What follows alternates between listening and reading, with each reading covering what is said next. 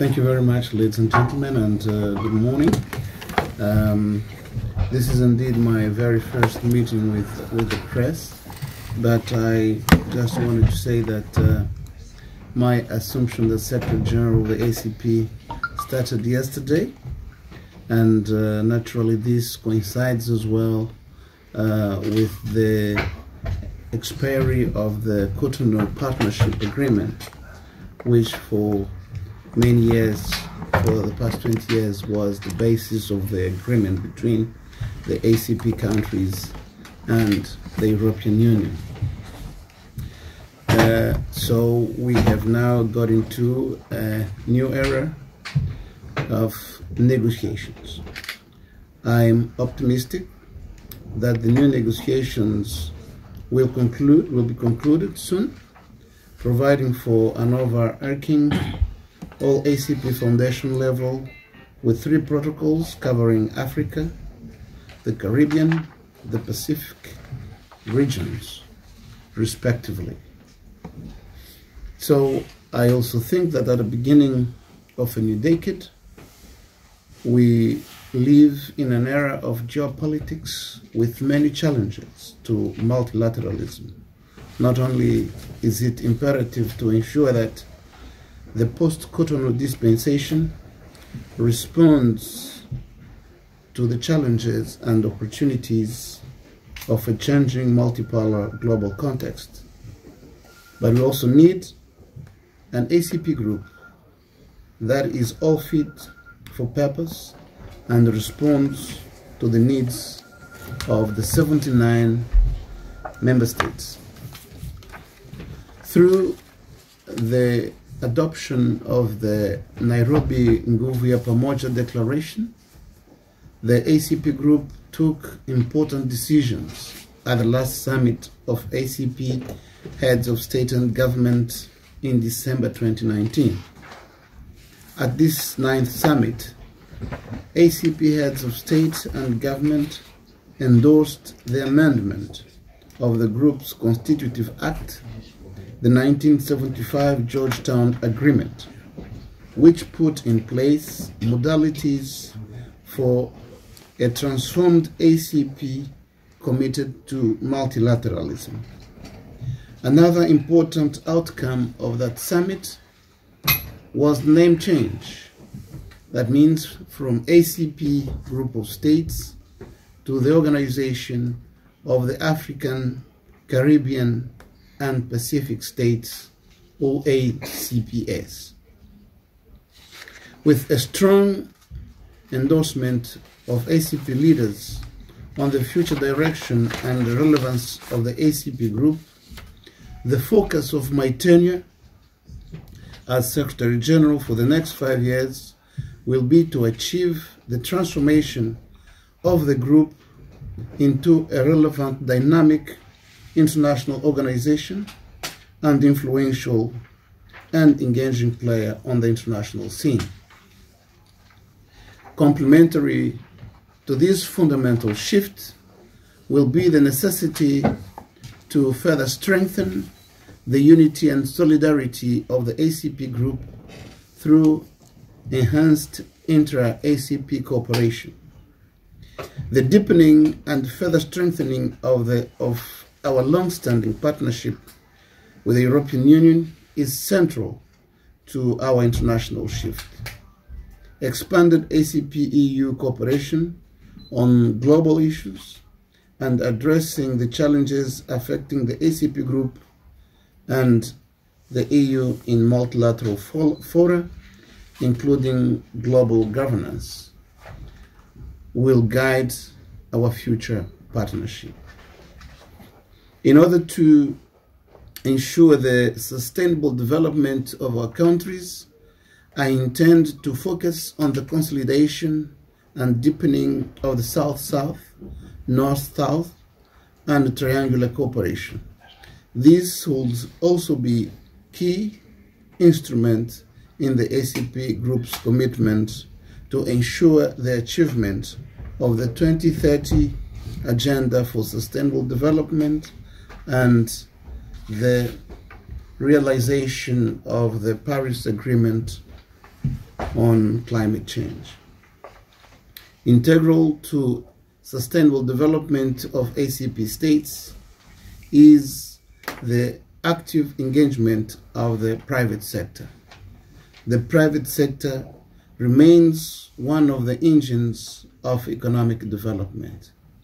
The support and strengthening of the ACP private sector is crucial in order for ACP states to compete in global markets and address challenges of the 21st century. Regarding the ACP EU negotiations, we are pursuing a single agreement which shall be legally binding, fair and balanced. 3 regional protocols will be part and parcel of that one agreement. We are committed to continue to negotiate through a single negotiating framework and a single undertaking based on equality, mutual respect, and inclusiveness. The parties have laid out clear strategic priorities. We have committed to focus our development on the people-centered, rights-based, peaceful, and stable society foundation. We agree to address human rights, democracy, and governance issues, as well as gender equality and the need to develop inclusive and pluralistic societies. We also agree to tackle peace and security issues, recognizing that there is no peace without sustainable development and no sustainable development without peace. In the area of human and social development, we have converged to focus on education, health, food security, and improved nutrition, as well as water supply, sanitation, and housing. We are also determined to deal with inequality and secure social cohesion through creating opportunities for decent work without discrimination. To cater for the high middle income or even high income countries that are also vulnerable to external exogenous shocks, we are proposing to work to establish a vulnerability index so that these countries are not forgotten when we address development cooperation charter of our partnership. We have also agreed to continue to work together on environmental sustainability and climate change. The parties have broadly agreed on issues related to migration and development, irregular migration and protection, and asylum, as well as legal migration and mobility. However, divergence remains on return, readmission, and reintegration. Outstanding areas of discussion include part dealing with development means of implementation. The ACP has been informed that negotiations on this chapter are contingent upon the conclusion of the EU's internal consideration of the multi-annual financial framework. Turning to the regional protocols, both sides have agreed that the protocols will be anchored on the main agreement and that coherence should be maintained among them. Two sides have approved the draft structures of the protocols. To conclude, let me say that our goal is to conclude an agreement with EU that will guide our partnership to manage current, emerging, and future challenges at global, continental, regional, and national levels. I am glad to continue to engage with the press at all opportunities whenever necessary. But once again, thank you all for coming. Thank you, Mr. Ambassador. So, before you open for your colleagues, questions? Ok. Français, c'est possible? Oui, bien. En français. Monsieur le secrétaire général, bienvenue à Bruxelles, de nouveau. Donc, Amin Hachemi, pour Beurre TV, Arabelle et Euromag, donc médias euro-africains. Deux questions. À côté de nous, justement, se passe une conférence sur l'aide humanitaire, donc entre l'ECR et la Commission européenne. Dernièrement, un article est sorti aussi qui dénonce 15% de détournement dans les aides humanitaires. Est-ce que cette approche va être étudiée par les ACP et donner une réponse? Parce que jusqu'à aujourd'hui, en fait, les articles de presse parlent, mais nous savons très bien, nous sommes africains, nous acceptons ces aides-là réellement pour qu'elles soient constructives, mais nous savons aussi qu'au niveau international, 20% des aides déjà étaient aussi utilisées pour la gestion. Ça, c'est ma première question. La deuxième question, c'est, vu que je suis d'Algérie, que l'Algérie a toujours été un pays supportant l'Afrique, dernière négociation, je crois qu'il y avait des discussions. Est-ce que vous avez des nouvelles par rapport aux discussions entre les pays du Maghreb, on va dire en général, et les ACP? Bon, alors, oui, ça fait des questions. Mais moi, je voudrais d'abord dire que nous sommes donc, nous représentons des ACP et naturellement, ça veut dire que je représente l'Afrique, les Caraïbes et le Pacifique. Donc, des pays qui confrontent davantage les défis de la lutte contre la pauvreté et le développement durable. Et je crois que, quoi que l'on puisse dire, moi je pense que dans la coopération que nous avons avec l'Union européenne est certainement la meilleure, puisque c'est une coopération qui est négociée, dans laquelle on négocie en tant que partie égale, même entre ceux qui reçoivent et ceux qui donnent. Donc généralement, moi je pense que c'est une négociation très structurée, qui ne s'oriente pas, bon, donc généralement, moi je n'ai pas de cas, je ne connais pas de cas importants ou graves de détournement des aides qui sont accordées. Je crois que pour nous, l'Union européenne représente encore le donateur le plus sûr, et peut-être le plus important. Et plus sûr, pourquoi? Parce que nous négocions un accord qui dure, par exemple, 10 ans. Là, nous sommes en train de négocier un accord qui va durer pour les prochaines 5 années. Et tous les paramètres sont tenus en compte et les montants sont négociés d'avance et on sait combien est-ce qu'on va structurer naturellement ces aides. La question que vous me posez, elle ne se dirige pas forcément à un pays spécifique ou dans notre cadre, mais quand je lis ces articles concernant les détournements d'une manière globale, ça m'a inquiété, mais je crois qu'il y a aussi d'autres écrivains qui ont dit qu'il fallait peut-être détailler un peu plus pour que l'on puisse naturellement comprendre, parce qu'on parlait, je crois, de la Banque mondiale ou bien des aides qui sont données à un certain nombre de pays et qu'ensuite ces aides se retrouvent détournées. Donc je crois que c'est un dossier sur lequel la communauté internationale d'une manière globale devrait s'intéresser, puisque nous sommes tous membres de la Banque mondiale et je crois que c'est une question à étudier et à voir comment est-ce que cela se passe. Et si cela se passe tel que publié, je crois que ça devrait inquiéter. Donc je crois qu'il faut aller, il faut suivre certainement dans les pays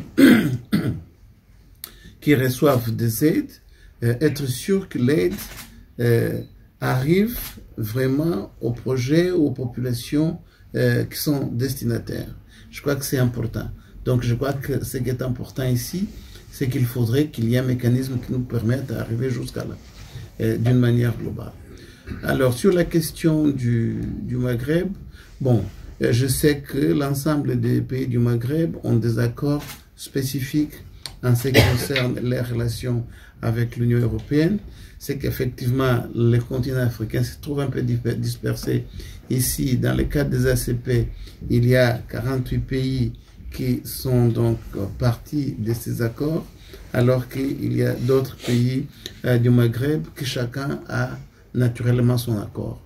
Je crois que c'est peut-être aussi la complexité politique du continent africain, et même si on est peut-être dans le Maghreb, peut-être qu'on se sent aussi un peu différent, on réagit différemment, ou alors peut-être ce sont des pays qui ont une relation particulière avec l'Europe, qui sont des relations historiques, et peut-être assez différentes. Peut-être que l'Égypte a un rapport particulier avec l'Europe d'une manière différente que la Tunisie, d'une manière différente que la Libye, avec l'Algérie ou le Maroc. Donc je crois que c'est assez complexe. Mais je suis d'accord avec vous, peut-être que dans un avenir, il faudrait qu'on voit ces questions en termes globaux. Mais moi, j'estime que le point fort de l'Union européenne, c'est qu'ils ont la capacité de négocier avec tout le monde et signer des accords qui satisfont les deux parties. Parce que quand vous trouvez un terrain sur lequel vous pouvez travailler, je crois que c'est le plus important. Et je crois que le point fort de l'Union européenne, c'est d'avoir cette capacité de tout négocier et d'encadrer. Ils ne vont jamais vous dire, on ne peut pas faire ça, là c'est non, là c'est non, là c'est non, mais ils vont dire, bon d'accord, vous voulez que ça soit comme ça, et bien on trouve un accord. Je crois que c'est ça l'avantage que je trouve de négocier avec l'Union européenne. Là, nous, au niveau des ACP, nous négocions d'une manière intégrale, sans problème, et aussi ils nous disent comment est-ce qu'ils voient. Donc je crois que c'est ça la partie importante. Merci beaucoup. Jean-Bio. Oui, monsieur le secrétaire général, l'un des enjeux majeurs du groupe ACP, donc l'Organisation des États ACP, et son financement, et surtout pour être moins dépendant de l'aide de l'Union européenne. J'aimerais savoir quelles sont les ambitions du nouveau secrétaire général par rapport à ce fonds qui vient d'être lancé, qui a été lancé lors du 9e sommet des secrétaires de gouvernement ACP en décembre. Dans un premier temps, quels sont les atouts de l'organisation qui permettront à celle-ci de pouvoir lever des fonds au niveau des marchés internationaux et quelle sera la politique que vous allez mettre en place pour stimuler les autres États membres à alimenter ces fonds?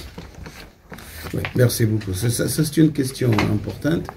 Effectivement, les ACP ont travaillé sur une base des accords avec l'Union européenne et je crois que le dernier que nous sommes en train de conclure, c'est l'accord de Cotonou. Maintenant, les perspectives vont changer. D'abord parce que le Cotonou arrive à la fin et nous allons donc avoir un cadre différent. Ça veut donc dire qu'à partir de maintenant, ces accords, on va les faire tous les 5 ans. L'accord que nous sommes en train de signer maintenant, ça sera pour 5 ans. Et nous comprenons naturellement que si les ACP veulent effectivement rester une organisation crédible, il faut qu'ils commencent à accroître leurs ambitions, leurs visions. Donc nous sommes conscients et voilà pourquoi il y a eu un changement du nom. Donc on va cesser d'être les ACP, on va être l'organisation des ACP. Ça veut dire qu'on devient une organisation internationale.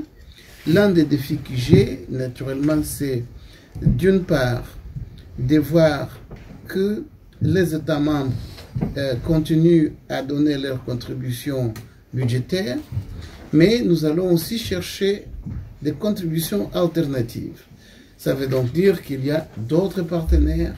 L'accord, donc la nouvelle organisation permettra à ce qu'on puisse signer ou avoir des accords avec d'autres partenaires qui pourront travailler avec nous pour financer des projets divers.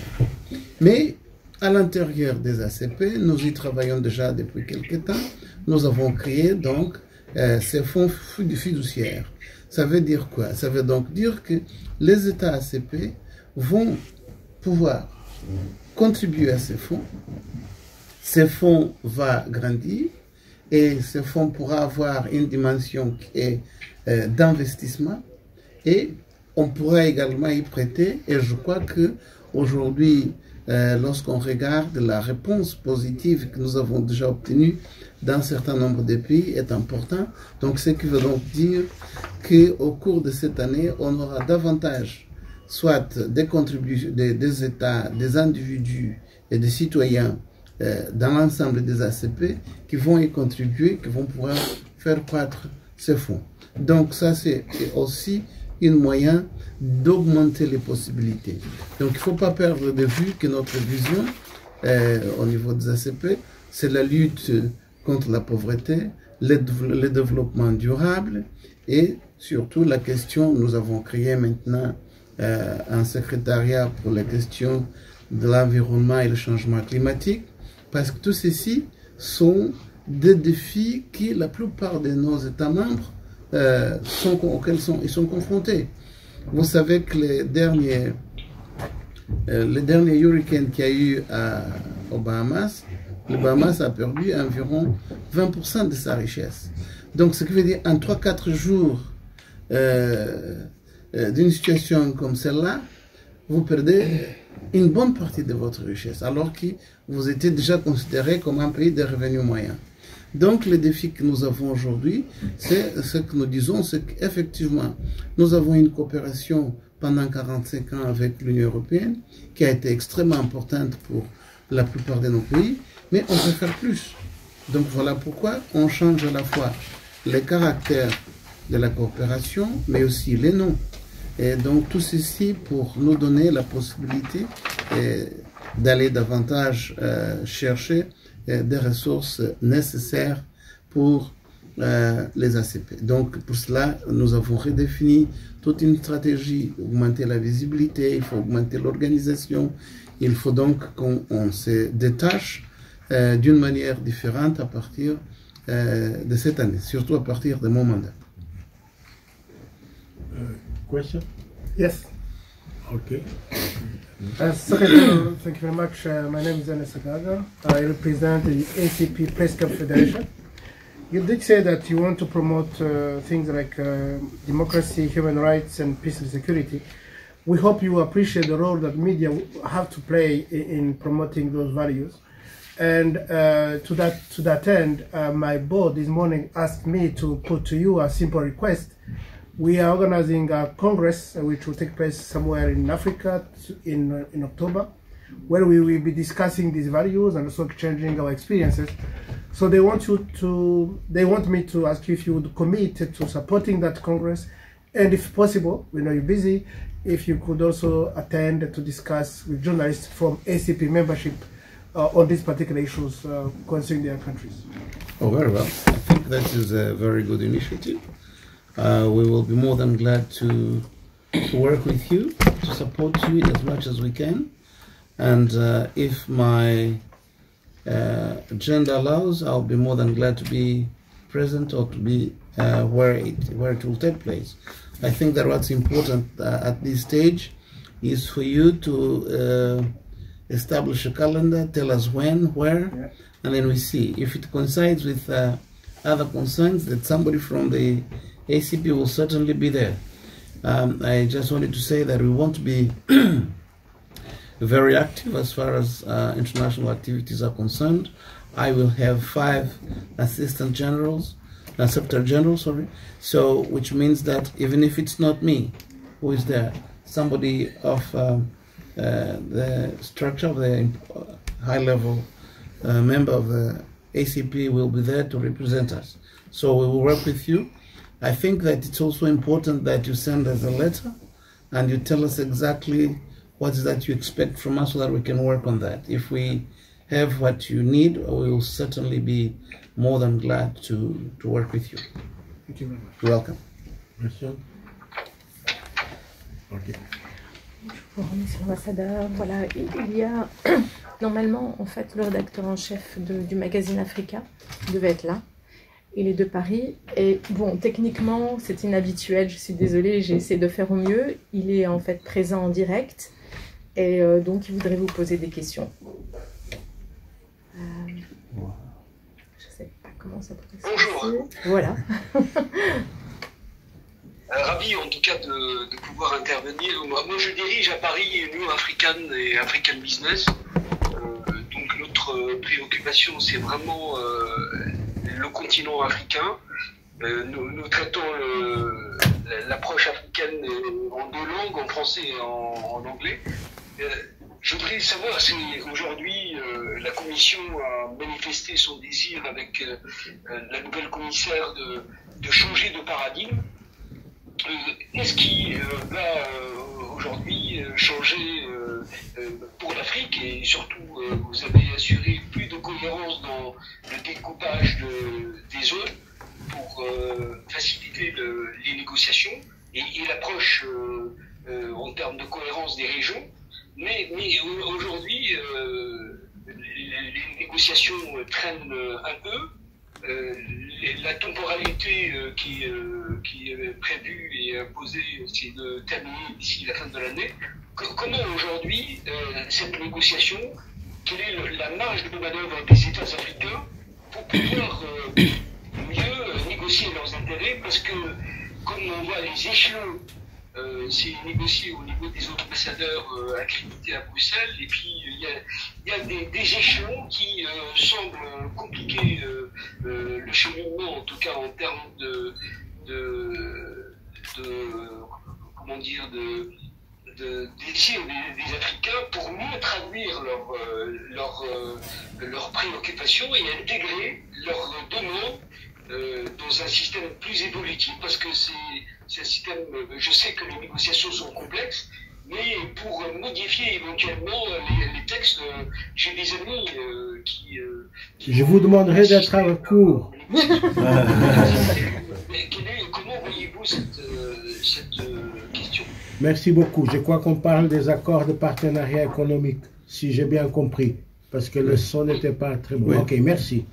Non, oui, je crois que, bon, vous posez une question importante. Je crois que toute négociation a des parties qui sont faciles, des parties moins faciles, des parties un peu plus complexes. Moi, ce que je peux dire, c'est que la négociation, elle va très bien. Je crois que, comme j'ai indiqué, nous la négocions parce que là, vous parlez de l'Afrique, mais nous, en tant qu'ACP, on négocie l'ensemble des pays qui représentent les ACP. Ça veut donc dire que nous sommes 79 pays qui sont distribués dans 6 régions. Nous, on considère les 6 régions. Mais les 6 régions, ça veut dire quoi? Il y a une région qui est le Caraïbes, une autre le Pacifique, et le continent africain qui apparaît avec 4 régions. Mais néanmoins, nous avons donc établi ces négociations par protocoles régionaux. Ça veut donc dire qu'il y a un protocole pour les Caraïbes, il y a un protocole pour le Pacifique, il y a un protocole pour l'Afrique australe, pour l'Afrique de l'Est, pour l'Afrique occidentale et pour l'Afrique centrale.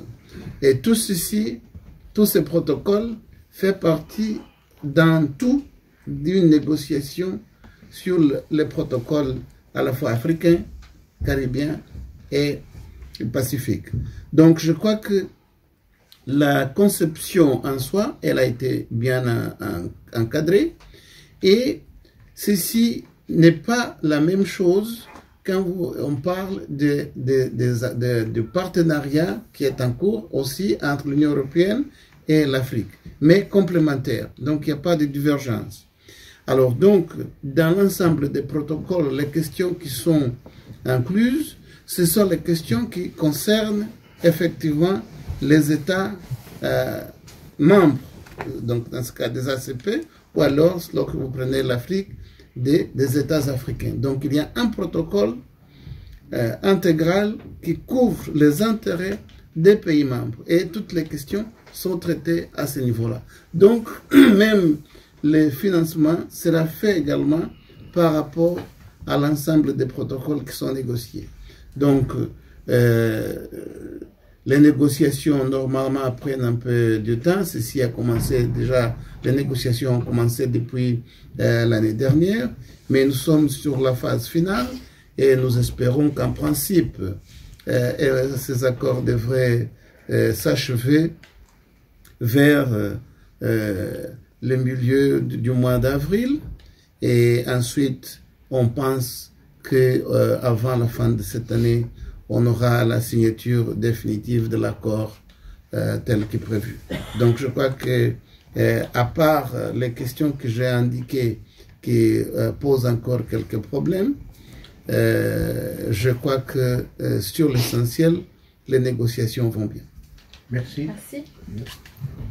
Yes, Mr. Secretary General, my name is James Wilson. I'm with EU Political Report. Congratulations on your appointment. Thank you. I just have one question for you concerning the big global question of climate change. Do you foresee, under your leadership, any new initiatives from the group to take action to mitigate climate change? Very well. During our summit in Nairobi, we understood that it was important to include climate change as an important sector in the ACP. We did not have it before as a department. We are now creating that department because we have understood how critical climate change and environmental issues are to some of our countries. Imagine that we have seeds, we have island nations. Exactly. Who can disappear with some of those big hurricanes. So unless there is a very strong commitment, first from ourselves, and then to sensitize bigger nations, that's why all agreements on climate change are critical and very important to us. We intend to dedicate more time. This is my first day or second day of work, but I am planning to visit as a priority some of the island nations. I need to go to Bahamas, but as well to the Pacific, and look at some of the challenges that they face. And I also believe that we've got all to work very well on all these summits. I know there is a summit coming in Lisbon on climate change. I think that unless there is a very strong commitment from big nations, most of our countries will do very badly. And I wanted to say that it's one of the major concerns that we have. We are going to dedicate time, we're going to dedicate resources to that, but as well we think that it's also it's some kind of a fight that we all need to carry out to make sure that all countries commit themselves to make sure that we change our attitudes towards climate, to make sure that we preserve the climate in our regions. You can't imagine how much floods can destroy, erosion, drought, and the hurricanes that we've seen. It is very, very critical. And indeed, probably this is one of the most serious challenges that the human society has today. Unless we do well in that area, we can all disappear. I don't know how many people can die. If you can see that one country will lose 30% of its GDP in 2 days, that is very critical. So I'll be very sensitive to that, and I think that priority should be given to issues of climate change. Yeah, I apologize. The question is perhaps unfair, because I do appreciate that your member countries are all victims, not villains, but I wish you success in your endeavors. Thank you so much. We will do what we can. Thank you for coming. If you want for interviews, please. Last question, okay? Just one question. Juste une petite question. Je suis journaliste indépendant, freelance, et je suis membre de l'Association royale de la presse Nord-Sud, qui s'occupe fondamentalement depuis 1931 de tout ce qui a trait au développement, à l'Afrique fondamentalement, et à d'autres pays bien sûr, mais surtout des liens très étroits avec l'Afrique. Cette association est composée d'hommes politiques, de tous les médias, de réalisateurs, etc. tous ceux qui ont participé au développement culturel et autres, bien entendu, le développement en tant que tel, des relations entre, comme son nom l'indique, le Nord et le Sud. Donc, en l'occurrence, c'était le fameux dialogue Nord-Sud qui avait, disons, sa plus grande intensité il y a 2 décennies, même 3, avec les liens à renforcer, à continuer à tisser entre l'Europe et l'Afrique. Donc, je voudrais savoir s'il vous est possible de nous indiquer quelle est la meilleure voie en ce moment, puisqu'il y a des changements structurels dans la composition des alliances, des efforts conjoints de maintenir, donc comme vous l'avez dit, une paix durable et un développement, comme ils l'appellent maintenant, durable également, sustainable, ce qui comporte un sens de supportable aussi, hein, de supportable dans le sens français, quelque chose qui représente un cadre dans lequel on peut vivre. Tout le monde peut vivre. Qu'est-ce que une association, par exemple, comme celle à laquelle j'appartiens, qui a déjà énormément de liens, pourrait faire par rapport à votre nouvelle organisation? Quels seraient les ponts, quels seraient les contacts qu'il faudrait que nous renforcions pour aller de l'avant dans des projets communs et des projets bien entendu qui favoriseraient le fameux développement dont nous avons absolument besoin pour survivre, tant les uns que les autres. Oui. Merci madame, et d'abord je voulais vous féliciter pour votre long engagement avec les questions du développement pour nos pays, et je crois que les plus grands défis d'une organisation comme la mienne, c'est effectivement la question du développement durable, la lutte contre la pauvreté et naturellement, comme on vient de voir aussi, les questions de l'environnement. Bon, d'abord, je crois qu'il faut qu'on garde donc avec vous un contact régulier. Nous sommes à Bruxelles, je crois que c'est 451 boulevard Georges-Henri, et je crois que la question essentielle, à mon avis, si vous avez déjà un engagement assez important, que ce soit sur le plan culturel ou autre, je crois que la question, c'est de continuer d'abord à militer pour l'aide au développement. Il faut que nous ayons davantage un engagement sérieux par rapport au développement. Il faut donc qu'on se dise que là, par exemple, on a vu comment la question de l'environnement peut devenir aussi critique pour la plupart de nos pays. Vous avez des pluies qui peuvent détruire, vous avez des touffans qui peuvent tuer et détruire des maisons des gens, des inondations qui peuvent détruire des ponts, et je crois qu'il faut qu'il y ait un comportement ou un changement de comportement. Parce que la plupart des défis environnementaux que nous avons aujourd'hui, c'est peut-être qu'au cours des dernières 2000 ans, nous avons conçu une manière de consommer qui n'est pas bonne. On dépense trop, on consomme trop, et souvent des choses qui ont des effets sur le climat.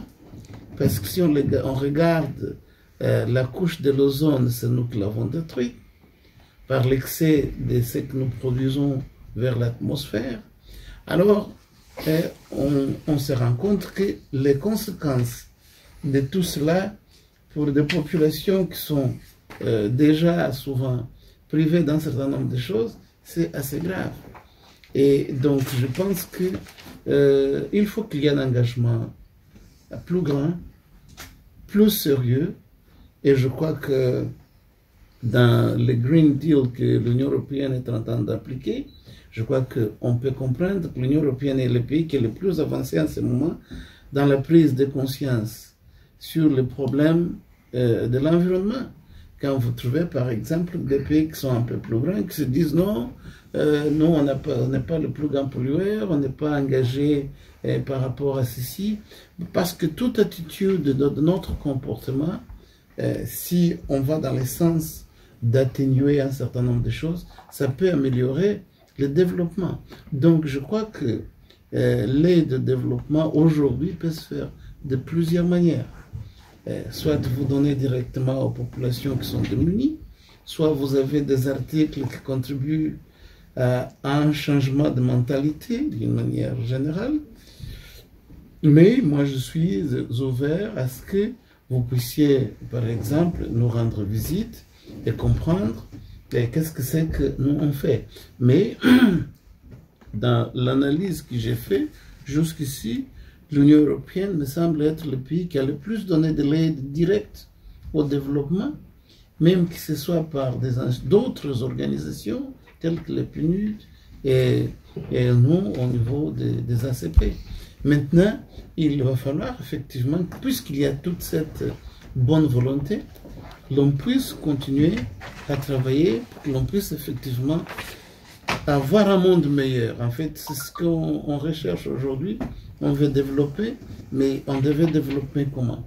Et même les projets de développement que l'on doit suivre, que ce soit en Afrique, dans les Caraïbes ou en Afrique, il faut que ce soit des projets qui soient bons en termes de leur impact global, qui puissent employer des gens, qui ne puissent pas être mauvais pour l'environnement, mais qui puissent davantage créer les biens pour les communautés humaines. C'est un peu la réflexion. Merci beaucoup, Monsieur le Secrétaire Général, d'être venu. Merci à tout le monde. Thank you for coming. So for interviews, please contact Karen from ACP press attaché, press service. Thank you for coming. Bye bye.